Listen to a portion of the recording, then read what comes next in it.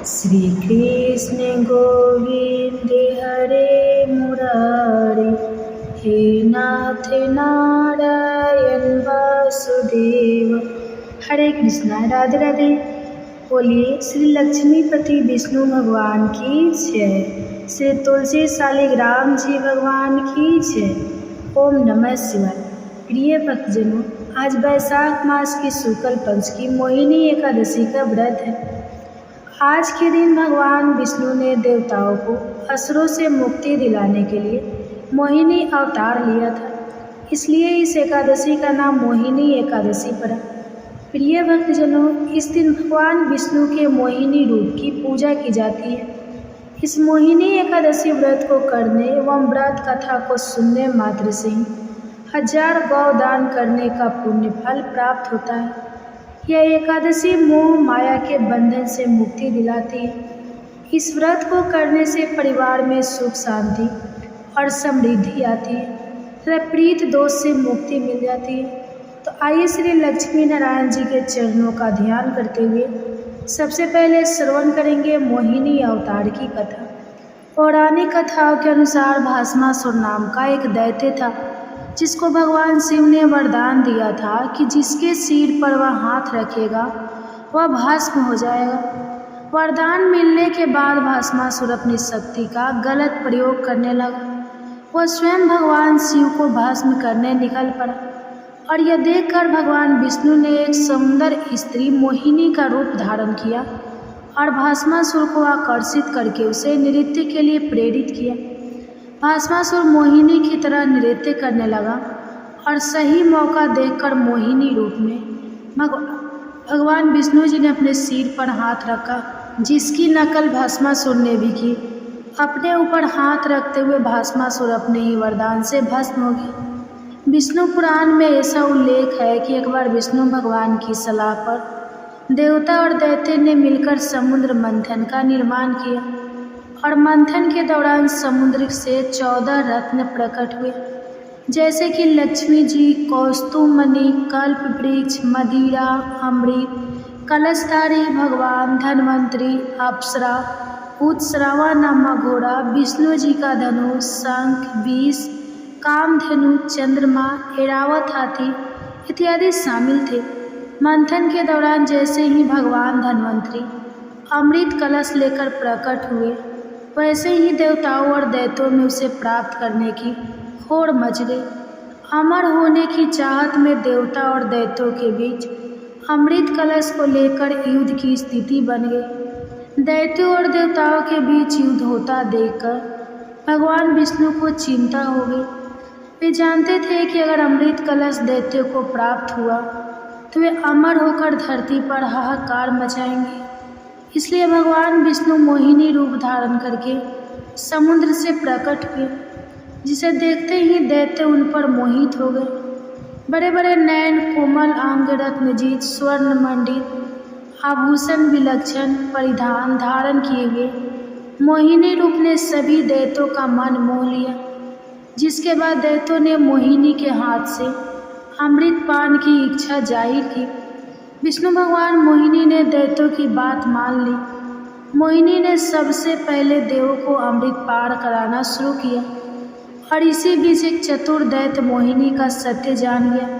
वह चुपचाप देवों का रूप धारण करके देवताओं की पंक्ति में जाकर बैठ गया। अमृत पान कराते समय मोहिनी अवतार धारण भगवान श्री हरि विष्णु दैत्य को पहचान गए और अपने सुदर्शन चक्र से उसका शीश अलग कर दिया। लेकिन तब तक अमृत की कुछ बूंदें दैत्य के गले के नीचे उतर चुकी थी, जिससे वह अमर हो गया। राहु के नाम से उसका सिर और केतु के नाम से उसका धड़ प्रसिद्ध हुआ। तो फिर इसके दूसरे दिन यानी कि द्वादशी तिथि को भगवान विष्णु ने उस अमृत की रक्षा के लिए मोहिनी रूप अवतार लिया था। त्रयोदशी को भगवान विष्णु ने सभी देवताओं को अमृत पान कराया था। इसके बीच चतुर्दशी तिथि को देव विरोधी दैत्यों का संहार किया था और पूर्णिमा के दिन समस्त देवताओं को उनका साम्राज्य मिला था। यही कारण है कि इन 5 दिनों तक भगवान विष्णु की पूजा करने से सभी परेशानियों और कष्टों का निवारण होता है। इसके बाद ही एकादशी का पुण्य फल प्राप्त होता है। प्रिय भक्तजनों, यह थी मोहिनी अवतार की कथा। प्रेम से बोलिए श्री लक्ष्मी नारायण भगवान की जय। प्रिय भक्तजनों, अब श्रवण करते हैं मोहिनी एकादशी व्रत की पौराणिक व्रत कथा। हस्तिनापुर के आकाश में आज दिव्य नाद हो रहा है। महाराज युधिष्ठिर राज्यसभा में प्रभु श्री कृष्ण के स्वागत को आतुर है। तभी प्रभु श्री कृष्ण का रथ स्वर्णमय आभा से मंडित होकर सभा के द्वार पर आकर रुकता है। रथ के पहिए पृथ्वी को चूमते हैं और प्रभु के श्री चरणों के स्पर्श से समस्त सभा पवित्र हो जाती है। युधिष्ठिर महाराज अत्यंत ही श्रद्धा से पूछते हैं, हे श्री कृष्ण, अब कृपया मोहिनी एकादशी की महिमा सुनाने की कृपा करें। तब श्री कृष्ण भगवान कहते हैं, राजन, यह व्रत मोह को हरने वाला, पापों को जलाने वाला और पुण्य फल देने वाला है। आइए, इससे पहले कि कथा शुरू हो, प्रिय भक्तजनों, हम सभी प्रभु श्री कृष्ण से प्रार्थना करें, हे विश्व पालक, हमारी त्रुटियों को क्षमा करें, हमारे व्रत को स्वीकार करें, हमें अपने स्नेह बंधन में बांध लें और भक्ति के मार्ग पर अग्रसर करें। हम सभी के हृदय को पवित्र कर हमें अपने श्री धाम तक ले चले। एक समय धर्मराज युधिष्ठिर कहने लगे, हे कृष्ण, वैशाख मास के शुक्ल पक्ष की एकादशी का क्या नाम है तथा उसकी कथा क्या है? इस व्रत की विधि क्या है? यह सब मुझे विस्तार पूर्वक बताइए। तब भगवान श्री कृष्ण कहने लगे, हे धर्मराज, जब सीता जी के वनवास के बाद रामचंद्र जी बहुत व्यथित थे, तब उन्होंने वशिष्ठ जी से पूछा कि हे गुरुदेव, मुझे कोई ऐसा व्रत बताइए जिससे समस्त दुखों, संतापों और पापों का क्षय होकर मेरे हृदय को शांति मिले। उस समय महर्षि वशिष्ठ जी ने जो कथा कही थी वह मैं तुम्हें सुनाता हूँ। महर्षि वशिष्ठ जी बोले, हे राम, आपने बहुत सुंदर प्रश्न किया है। आपकी बुद्धि अत्यंत शुद्ध तथा पवित्र है। यद्यपि आपका नाम स्मरण करने मात्र से मनुष्य पवित्र और श्रद्धा हो जाता है, तो भी लोक हित में यह प्रश्न अच्छा है। वैशाख मास में जो एकादशी आती है उसका नाम मोहिनी एकादशी है। इसका व्रत करने से मनुष्य सब पापों तथा दुखों से छूटकर मोह जाल से मुक्त हो जाता है। मैं इसकी कथा कहता हूँ, ध्यान पूर्वक सुनो। सरस्वती नदी के तट पर भद्रावती नाम की एक नगरी में दतिमान नामक चंद्रवंशी राजा राज्य करता था। वहाँ धन धान्य से संपन्न और पुण्यवान धनपाल नामक वैश्य भी रहता था। वह अत्यंत धर्मात्मा और विष्णु भक्त था। उसने नगर में अनेक भोजनालय, प्याऊ, कुएं, सरोवर, धर्मशाला आदि बनवाए थे। सड़कों पर आम, जामुन, नीम आदि के अनेक वृक्ष लगवाए थे।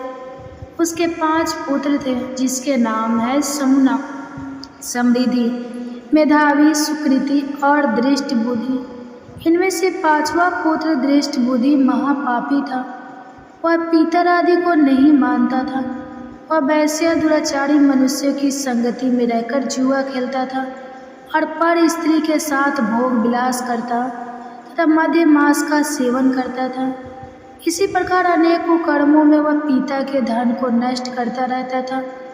पुत्र के कुकर्मों से परेशान होकर एक दिन धनपाल ने दुष्ट बुद्धि को घर से निकाल दिया। अब वह अपने गहने कपड़े बेचकर अपना जीवन बिताने लगा। जब उसके पास कुछ भी नहीं रहा, तब बुरे कर्मों के साथ देने वाले उसके मित्रों ने भी उसे छोड़ दिया और वह भूख प्यास से परेशान धनपाल के पुत्र ने चोरी का रास्ता अपना लिया। लेकिन वह चोरी करते हुए जब पकड़ा गया, तब उसे राजा के सामने प्रस्तुत किया गया।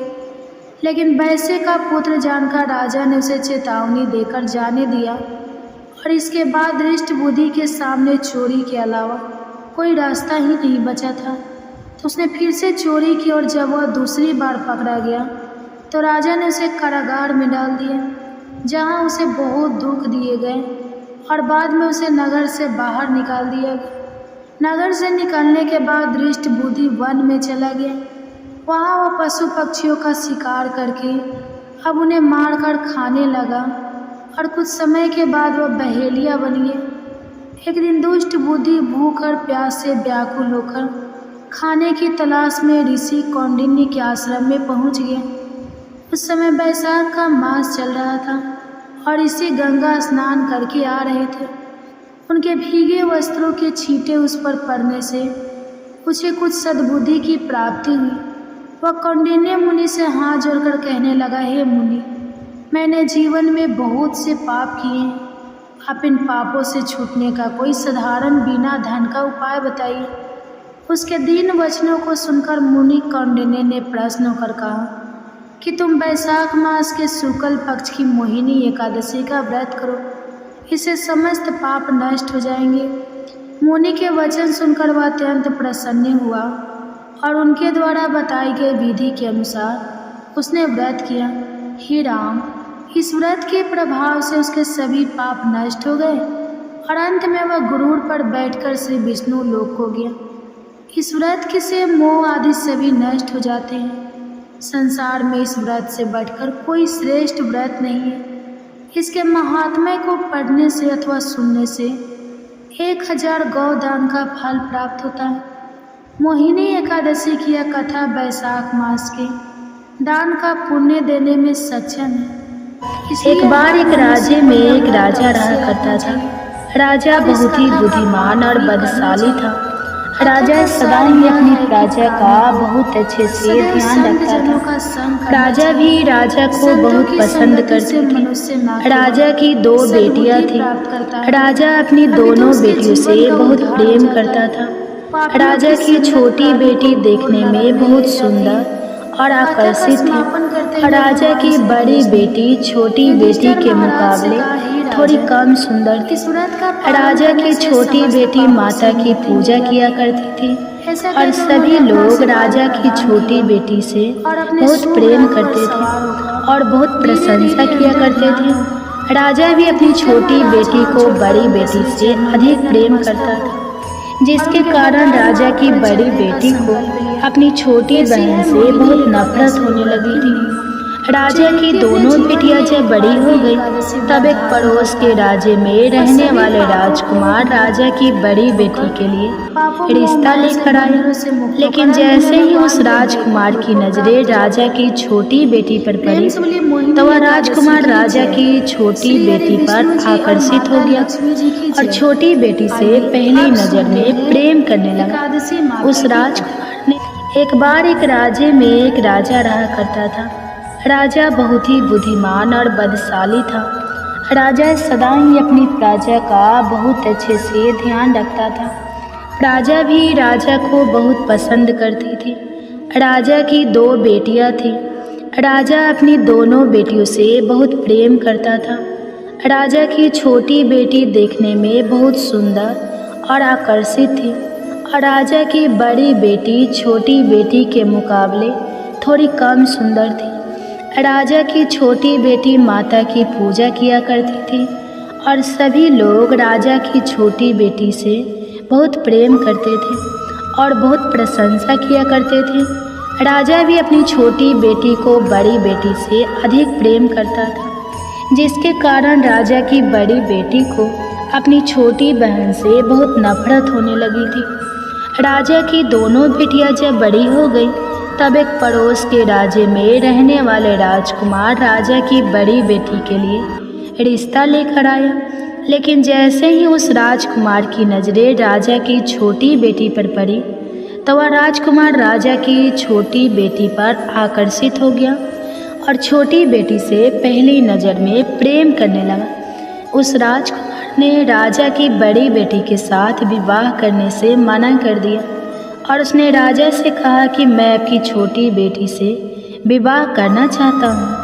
यह सब देखकर राजा की बड़ी बेटी अपनी छोटी बहन से बहुत क्रोधित हो गई और राजा की बड़ी बेटी ने अपनी छोटी बहन को अपना सबसे बड़ा दुश्मन मान लिया। राजा की बड़ी बेटी ने अपनी छोटी बहन से बदला लेने का निर्णय किया। राजा की बड़ी बेटी ने अपनी छोटी बहन को जान से मारने का उपाय सोचा।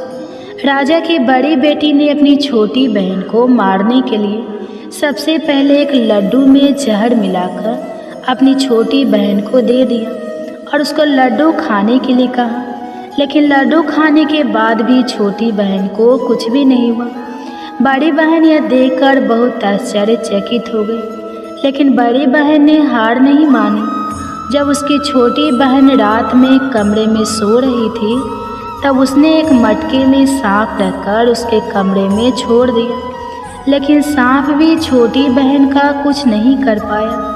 जिसके बाद बड़ी बहन ने अपनी छोटी बहन से कहा कि चलो हम लोग कुएं में से पानी भर कर लाते हैं। जिसके लिए वह अपनी छोटी बहन को पानी भरने के बहाने कुएं के पास ले गई और उसने अपनी छोटी बहन को कुएं में धक्का दे दिया। लेकिन छोटी बहन को तब भी कुछ नहीं हुआ, क्योंकि हर बार ग्यारस माता उसकी रक्षा कर रही थी। और उधर बड़ी बहन अपने सारे प्रयास के बाद भी असफल हो रही थी, जिससे वह बहुत क्रोधित हो गई। और फिर उसने अपनी छोटी बहन के पास जाकर उसे प्रश्न किया कि मेरी छोटी बहन, क्या तुमको पता है कि भगवान ने सबको मृत्यु एक निश्चित समय पर लिखी हुई है, और कैसे तुम्हारी या मेरी मृत्यु होगी, क्या यह तुम जानती हो? तब छोटी बहन ने अपनी बड़ी बहन को बताया कि हाँ दीदी, मैं तो जानती हूँ मेरी मृत्यु कैसे होगी। छोटी बहन से यह सब बातें सुनकर बड़ी बहन मन ही मन बहुत प्रसन्न होने लगी। और उसने अपनी छोटी बहन से कहा कि तो तुम मुझे अपनी मृत्यु का राज बता। तब छोटी बहन ने अपनी बड़ी बहन से कहा कि मेरी मृत्यु तो एक तोते में है। जो तोते के गले में एक हार है, उससे मेरी मृत्यु होगी। जब तक कोई भी व्यक्ति तोते को मारकर उस हार को अपने गले में पहनेगा तो मैं मूर्छित हो जाऊंगी, और जैसे ही उस हार को अपने गले से उतारे तो मैं वापस जीवित हो जाऊंगी। अपनी छोटी बहन की मृत्यु का राज जानकर बड़ी बहन बहुत खुश हुई और उसने अपनी छोटी बहन को मारने के लिए उसके पालतू तोते को ढूंढना शुरू कर दिया। और छोटी बहन को इस बात का आभास हो गया था कि कोई उसकी जान लेना चाहता है, जिसके लिए वो अपने पिताजी के पास गई। और उसने अपने पिताजी से कहा कि पिताजी, मेरी मृत्यु के बाद आप मुझे मत चलाइएगा, आप मुझे अपनी पुरानी वाली हवेली में एक पलंग में लेटाकर छोड़ दीजिएगा। अपनी छोटी लड़की की यह बातें सुनकर राजा बहुत आश्चर्यचकित हो गया। राजा ने अपनी छोटी बेटी से पूछा कि बेटी, तुम यह क्या कह रही हो? तब राजा की छोटी बेटी ने बताया कि पिताजी, समय किसी के लिए नहीं रुकता है। क्या कब किसको हो जाए इसका किसी को कुछ नहीं पता। फिर राजा ने अपनी छोटी बेटी से कहा कि तुम ऐसी बातें क्यों करती हो? 2-3 दिन के बाद तो तुम्हारा विवाह है। लेकिन छोटी बेटी ने अपने पिताजी को ऐसा करने पर मजबूर कर दिया और उनसे वचन ले लिया। राजा ने भी अपनी छोटी बेटी की बात स्वीकार कर ली और 2-3 दिनों के बाद जब शादी का समय आया, तब राजकुमार बारात लेकर राजा के घर आया और राजकुमार और राजा की छोटी बेटी का विवाह शुरू हो गया। जैसे ही राजा की छोटी बेटी राजकुमार के साथ फेरे लेना शुरू हुई तो उसकी बड़ी बहन अपनी छोटी बहन के कमरे में जाकर उसके तोते को पकड़ लेती है और उसको जान से मार देती है। तोते के गले में जो हार था उसको अपने गले में धारण कर लेती है और जैसे ही बड़ी बहन उस हार को अपने गले में धारण करती है तो उधर छोटी बहन 3.5 फेरे ले पाती है और वहीं पर बेहोश होकर गिर जाती है। जिसके बाद राजा ने बड़े बड़े दार्द हकीमों को बुलाया और अपनी छोटी बेटी का इलाज करने के लिए कहा। राजा की बात सुनकर जब वैद्य ने छोटी बेटी को देखा तो राजा को बताया कि आपकी छोटी बेटी ना तो जीवित है और ना मरी हुई है। ऐसा मैं पहली बार देख रहा हूँ। राजा ने वैद्य और हाकिम को यह बात बाहर बताने से मना कर दिया और उनको कहा कि अगर तुमने यह बात किसी को बाहर बताई तो हम तुमको फांसी दे देंगे। अपनी छोटी बेटी को पुराने महल में जाकर एक पलंग में लेटा दिया और वहाँ पर कुछ सैनिकों को तैनात कर दिया। इसके बाद राजा वापस अपने महल पर आ गया। राजा की बड़ी बेटी अपने पिताजी के पास आई और कहने लगी कि पिताजी, अगर यह शादी संपन्न नहीं हुई तो आपकी इज्जत का क्या होगा। आप कहें तो मैं आपकी इज्जत बचाने के लिए राजकुमार से शादी करने के लिए तैयार हूँ। जिसके बाद राजा ने अपनी बड़ी बेटी की बात मान ली और राजा ने बड़ी बेटी को छोटी बेटी के कपड़े पहनाकर मंडप में भेज दिया। लेकिन राजकुमार यह जान गया कि यह राजा की छोटी बेटी नहीं है, बल्कि यह राजा की बड़ी बेटी है। लेकिन जब राजकुमार ने शादी करने से मना किया तो सभी लोगों ने राजकुमार को विवश करके राजा की बड़ी बेटी से बचे हुए फेरों को संपन्न करा दिया और विवाह संपन्न हुआ। जिसके बाद राजकुमार राजा की बड़ी बेटी को अपने महल में ले गया। विवाह होने के बाद राजकुमार उससे ना तो बात करता था, ना उसे पसंद करता था और ना ही उसके आसपास भटकता था। और राजकुमार ने यह फैसला लिया था कि वह अपनी प्रेमिका को ढूंढ कर रहेगा और यह जान कर रहेगा कि उसके साथ क्या हुआ है। एक दिन राजकुमार अपने घोड़े पर सवार होकर राजा के पुराने महल के पास पहुंचा, जहां पर उसने कुछ सैनिकों को देखा। महल के पास पहुंचकर राजकुमार ने जब महल को ध्यान से देखा तो वह समझ गया कि यह तो हमारे ससुर जी का महल है। तब राजकुमार ने सैनिकों से पूछा कि तुम लोग यहाँ क्या कर रहे हो और इस महल के अंदर उस पलंग में कौन लेटा है। जिसके बाद सैनिकों ने बताया कि यहाँ पर राजा की छोटी बेटी लेटी है। यह सुनकर राजकुमार बहुत प्रसन्न हो गया और वह तुरंत अपनी प्रेमिका के पास पहुँच गया और उसकी सेवा करने लगा। जैसे ही रात हुई तो राजा की छोटी बेटी उठकर खड़ी हो गई। राजकुमार यह देखकर बहुत खुश हो गया और उसने अपनी प्रेमिका से पूछा कि तुम यहाँ क्या कर रही हो, तुम मेरे साथ चलो, घर चलो। राजा की छोटी बेटी ने राजकुमार को सारी बातें बता दी कि मेरी जान एक तोते में बसती थी और मैंने यह बात सिर्फ अपनी बड़ी बहन को बताई थी और मुझे पता है कि उसने ही मुझे मारने का प्रयास किया है। उसके पास एक हार है जिसको वह सुबह पहन लेती है और रात को उतार देती है। जब तक वह हार को पहन कर रखती है तब तक मैं मूर्छित रहती हूँ और जैसे ही वह हार को उतार देती है तो मैं जीवित हो जाती हूँ। और जब तक मेरी बड़ी बहन के पास वह हार रहेगा तब तक मैं ऐसे ही जीवित और मूर्छित होती रहूँगी। अगर मेरी बड़ी बहन के पास जो हार है वह मेरे हाथ लग जाए तो मैं हमेशा के लिए जीवित हो जाऊंगी। राजकुमार यह सब बातें सुनकर राजा की छोटी बेटी के पास रहने का निर्णय लेता है और उसने अपने बचे हुए सारे फेरे उस पलंग में लेटी हुई राजकुमार की छोटी बेटी के साथ ले लिए और अपना विवाह पूर्ण कर लिया और वहीं पर वह रहने लगा। देखते ही देखते कुछ समय में राजा की छोटी बेटी और राजकुमार की पत्नी गर्भवती हो गई। एक दिन राजकुमार को किसी काम से बाहर जाना पड़ा। तब छोटी बहन के पेट में बहुत तेज से दर्द होने लगा, जिसके बाद उसने माता का आह्वान किया। जिसके बाद वहाँ माता प्रकट हुई और उन्होंने अपने भक्तों के दर्द को दूर किया और एक पुत्र की प्राप्ति करवाई। और वहीं पर अचानक से राजकुमार भी आ गया। राजकुमार ने ग्यारस माता को देखा तो वह आश्चर्यचकित हो गया और उसने तुरंत ग्यारस माता को प्रणाम किया।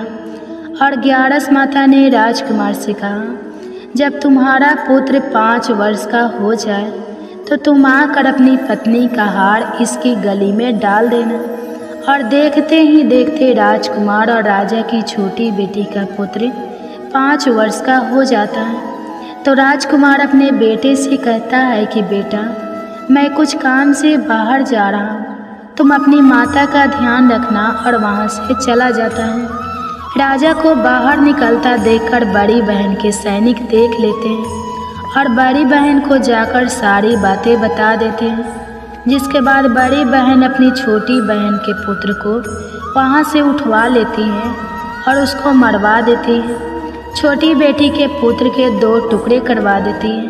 पहला टुकड़ा चक्के के पास छुपा देती हैं और दूसरा टुकड़ा अपने पलंग के नीचे रख लेती है। अब 11 माता भिखारी का रूप लेकर आती हैं और एक भिखारी का रूप रखकर बड़ी बहन के पास चली जाती है, जिसके बाद वहाँ पर भिक्षा मांगने लगती है।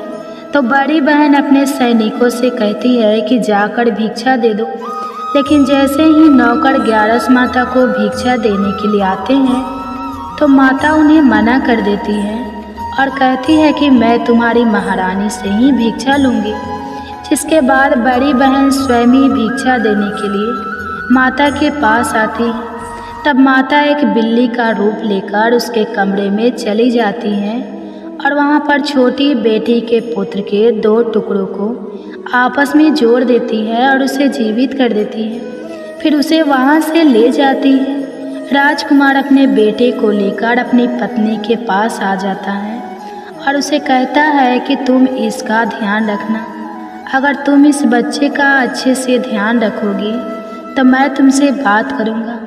एक दिन राजकुमार अपने बच्चे से कहता है कि तुम मम्मी से उनके गले का हार मांग लो। तो अपने पिता की बात मानकर राजकुमार का लड़का अपनी मम्मी के पास जाता है और कहता है कि मम्मी मुझे तुम्हारा हार चाहिए। यह सुनकर पहले तो बड़ी बहन बहुत क्रोधित होती है, पर उसको याद आता है कि राजकुमार ने कहा था कि अगर मैं इस बच्चे का ध्यान अच्छे से रखूंगी तो वह मुझसे बात करेंगे, जिसके कारण वह हार उस बच्चे को दे देती है और वह तुरंत हार को ले जाकर अपने पिताजी को दे देता है। और तभी राजकुमार अपने बेटे को लेकर वहाँ से जाने लगता है और अपनी पत्नी से कहता है कि तुम हमारे लिए खाना बनाकर रखना, मैं शाम को आकर तुम्हारे साथ खाना खाऊंगा। और वह अपने बेटे को लेकर वहाँ से चला जाता है, जिसके बाद वह राजा के पास जाता है और उनको सारी बातें बता देता है। राजा अपनी बड़ी बेटी की यह करतूत सुनकर बहुत क्रोधित होते हैं और अपनी परवरिश पर ही दोष देने लगते हैं। राजकुमार को अपनी छोटी बेटी के साथ रहने के लिए आदेश दे देते हैं। इस प्रकार 11 माता की कृपा से राजकुमार और राजा की छोटी बेटी सुखपूर्वक रहने लगी। प्रेम से बोलिए एकादशी माता की जय। प्रेम से बोलिए माता लक्ष्मी और भगवान विष्णु की जय, माता पार्वती और भगवान शंकर की जय। कथा के बाद अब आप आरती श्रवण कीजिए। ओम जय एकादशी माता मैया, जय एकादशी माता, विष्णु पूजा व्रत को धारण कर, विष्णु पूजा व्रत को धारण कर, शक्ति मुक्ति पाता। ओम जय एकादशी माता, तेरे नाम गिना देवी, भक्ति प्रदान करनी मैया, भक्ति प्रदान करनी, गण गौरव की देनी, गण गौरव की देनी, माता शास्त्र में वर्णी, माता शास्त्र में वर्णी। ओम जय एकादशी माता, मार्गशीर्ष की कृष्ण पक्ष की उत्पन्न विश्वरणी, जनमी मैया उत्पन्न विश्व तारे जनमी, शुक्ल पक्ष में हुई मोक्षदा, शुक्ल पक्ष में हुई मोक्षदा, मुक्ति दाता बन आई। ओम जय एकादशी माता, पौष की कृष्ण पक्ष की सफला नामक है, सफला नामक है, शुक्ल पक्ष में होए पुत्रदा, आनंद अधिक रहे। ओम जय एकादशी माता, नाम सटितिला, माघ मास में कृष्ण पक्ष आवे मैया, कृष्ण पक्ष आवे, शुक्ल पक्ष में जया कहावे, शुक्ल पक्ष जया कहावे, विजय सदा पावे। ओम जय एकादशी माता, विजया फागुन कृष्ण पक्ष में, शुक्ला आमल की मैया, शुक्ला आमल की मैया, पापे मोचने कृष्ण पक्ष में, चैत्र महाबली की। ओम जय एकादशी माता। चैत शुक्ल में नामे कमदा, धन देने वाली मैया, धन देने वाली मैया।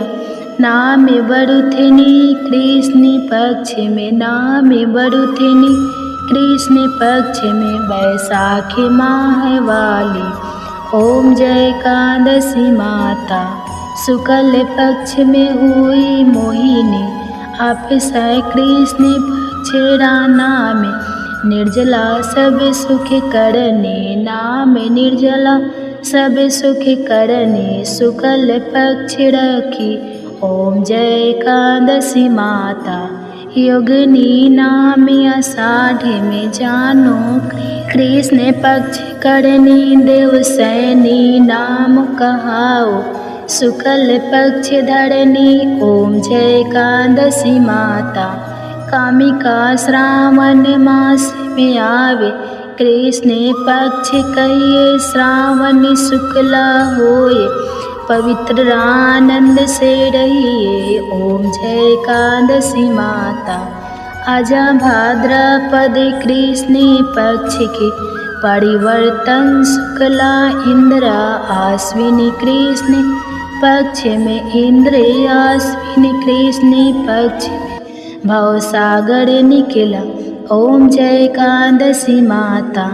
पापे कुंसा शुक्ल पक्ष में, आपे हरण हारी, रामा माँ कार्तिक में आवे, सुखदायक भारी। ओम जय एकादशी माता। देवोत्थिनी शुक्ल पक्ष की, दुख ना सके मैया, दुख ना सके मैया। पावन मास में करूँ विनती, पावन मास में करूँ विनती, पार करो नैया। ओम जय एकादशी माता। परमा कृष्ण पक्ष में होती, जन मंगल करनी मैया, जन मंगल करनी मैया। शुक्ल मास में होए पगिनी, शुक्ल मास में होए पगिनी, दुख दरिद्र। ओम जय एकादशी माता। जो कोई आरती एकादशी की, भक्ति सहित गावे मैया, भक्ति सहित गावे। जन गुरु देता स्वर्ग का वासा, जन गुरु देता स्वर्ग का वासा, निश्चय वह पावे। ओम जय एकादशी माता। ओम जय एकादशी माता। ओम जय एकादशी माता। प्रेम से बोलिए एकादशी माता की जय। प्रेम से बोलिए लक्ष्मी नारायण भगवान जी की जय। आशा करती हूँ आप सभी का पुत्रदा एकादशी का व्रत सफल हो और भगवान श्री लक्ष्मी नारायण जी की कृपा आप और आपके पूरे परिवार पर सदा बनी रहे। आपको यह कथा पसंद आई हो तो वीडियो को लाइक करिएगा, शेयर करिएगा, कमेंट्स में भगवान श्री विष्णु जी और माता लक्ष्मी जी की जय लिखिएगा और चैनल को सब्सक्राइब कीजिएगा। जय श्री राधे राधे कृष्णा। प्रिय श्रोताओं, एकादशी के दिन एकादशी व्रत कथा के साथ ही 11 माता की कथा की भी अवश्य ही सुननी चाहिए। इससे व्रत का पूर्ण फल प्राप्त होता है। तो आइए सुनते हैं 11 माता की कथा। एकादशी भगवान श्री हरि विष्णु की साक्षात शक्ति है, जिस शक्ति ने उस असुर का वध किया जिससे भगवान भी जीत पाने में असमर्थ थे। उस शक्ति के आगे भला मनुष्य के पाप रूपी असुर कैसे टिक सकते हैं। जिस शक्ति ने देवताओं के कष्ट को हरकर उन्हें सुख दिया, वह प्राणी मात्र को क्या नहीं दे सकती। सुख, समृद्धि, शांति और मोक्ष समस्त सुख सहज ही प्राप्त हो जाते हैं। हे प्रिय भक्तों, 11 माता की भक्ति में इतनी शक्ति है कि जिसके प्रभाव से मनुष्य को सहज ही सभी प्रकार के सुख प्राप्त होते हैं और अंत समय में मोक्ष की प्राप्ति होती है। 11 माता की कथा के अनुसार सतयुग में एक महाभयंकर दैत्य हुआ करता था। उस दैत्य का नाम था मूढ़। उस दैत्य ने इंद्र आदि सभी देवताओं पर विजय प्राप्त करके उन्हें उनके पद से हटा दिया था। तब इंद्र आदि देवताओं ने भगवान शंकर से प्रार्थना की कि हे भोलेनाथ, हम सभी देवता मूढ़ दैत्य के अत्याचारों से दुखी होकर मृत्यु लोक में अपना जीवन व्यतीत कर रहे हैं। राक्षस के भय से हम बहुत दुख और कष्ट भोग रहे हैं। मैं स्वयं बहुत दुखी और भयभीत हूँ। अन्य देवताओं की तो बात ही क्या करें। इसलिए हे कैलाशपति, कृपा करके आप मूढ़ दैत्य के अत्याचार से बचाने का कोई उपाय बताइए। हे प्रिय भक्तों, देवराज इंद्र की प्रार्थना सुनकर भगवान शंकर ने कहा, हे देवेंद्र, आप भगवान श्री हरि विष्णु की शरण में जाइए। मधु कैटभ का संहार करने वाले भगवान श्री हरि विष्णु देवताओं को अवश्य ही इस भय से मुक्त करेंगे। भगवान शंकर के आदेश के अनुसार इंद्र तथा अन्य सभी देवता शेर सागर गए, जहाँ पर भगवान श्री हरि विष्णु शेष शैया पर विराजमान थे। इंद्र सहित सभी देवताओं ने भगवान श्री हरि विष्णु को देखा और उनके सामने उपस्थित होकर उनकी स्तुति करने लगे। देवता कहने लगे, हे तीनों लोकों के स्वामी, आप स्तुति करने योग्य हैं। हम सभी देवताओं का आपको कोटि कोटि प्रणाम है। हे दैत्यों के सहारा, हम आपकी शरण में हैं, आप हमारी रक्षा करें। हे त्रिलोकपति, हम सभी देवता दैत्यों के अत्याचार से भयभीत होकर आपकी शरण में आए हैं। इस समय दैत्यों ने हमें स्वर्ग से निकाल दिया है और हम सभी देवता बड़ी ही दयनीय स्थिति में मृत्यु लोक में घूम रहे हैं। अब आप ही हमारे रक्षक हैं, हमारी रक्षा करें। हे जगन्नाथ, आप हमारी रक्षा करें। देवताओं की करुण पुकार सुनकर भगवान श्री हरि विष्णु बोले, हे देवगुण, कौन सा दैत्य है जिसने देवताओं को जीत लिया है? आप सभी देवक किसके भय से पृथ्वी लोक में भटक रहे हैं? क्या वह दैत्य इतना बलवान है जिसने इंद्र सहित सभी देवताओं को जीत लिया है? तुम निर्भय होकर मुझे सब हाल बताओ। भगवान श्री हरि विष्णु के स्नेहमय वचनों को सुनकर देवेंद्र ने कहा, हे प्रभु, प्राचीन काल में ब्रह्मा वंश में उत्पन्न हुआ नारी जंगम नाम का एक असुर था, जिसका मूढ़ नामक एक पुत्र है, जो चंद्रवर्ती नामक नगरी में निवास करता है, जिसने अपने बल के मृत्यु लोक और देवलोक को जीत लिया है और सभी देवताओं को देवलोक से निकालकर अपने दैत्य कुल के असुरों को इंद्र, अग्नि, यम, वरुण और चंद्रमा आदि सभी को लोकपाल बना दिया है।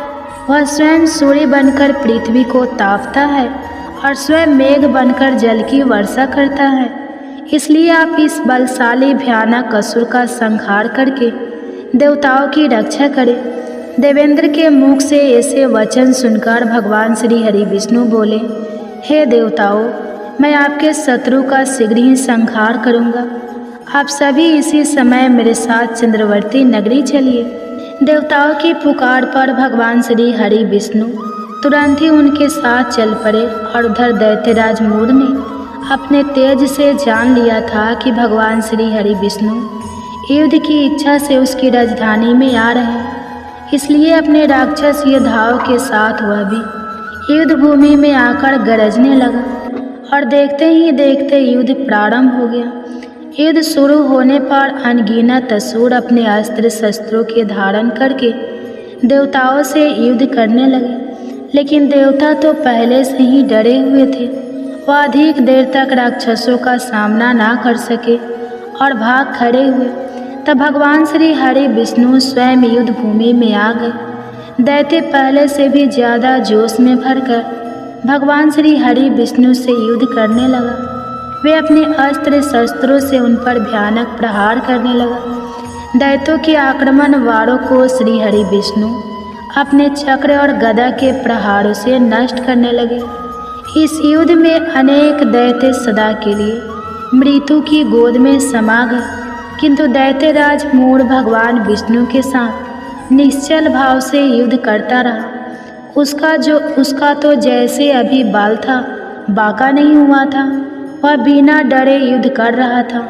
भगवान विष्णु मूर्ख को मारने के लिए जिन जिन शास्त्रों का प्रयोग करते, वे सब उसके तेज से नष्ट होकर उस पर पुष्पों के समान गिरने लगते। अनेक अस्त्र शस्त्रों का प्रयोग करने पर भी भगवान श्री हरि विष्णु उससे जीत ना सके, तब वे आपस में मिल युद्ध करने लगे। भगवान श्री हरि विष्णु ससुर से देवताओं के लिए सहस्त्र वर्षों तक युद्ध करते रहे, किंतु ससुर से जीत ना सके। अंत में भगवान विष्णु शांत होकर विश्राम करने की इच्छा से बद्रिका आश्रम स्थित 38 कोस लंबे एक द्वार वाली हेमवती नाम की एक गुफा में प्रवेश कर गए। उस गुफा में भगवान ने शयन किया। भगवान विष्णु के पीछे वह दैत्य भी चला गया।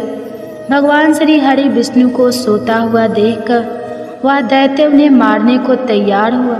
वह सोच रहा था कि आज तो मैं अपने चीर शत्रु को मारकर हमेशा हमेशा के लिए निशक्तंठ हो जाऊंगा, लेकिन उसकी यह इच्छा पूर्ण ना हो सकी, क्योंकि उसी समय भगवान श्री हरि विष्णु की देह से एक दिव्य वस्त्र धारण किए हुए एक अत्यंत मोहिनी देवी उत्पन्न हुई और राक्षस को ललकार कर उससे युद्ध करने लगी।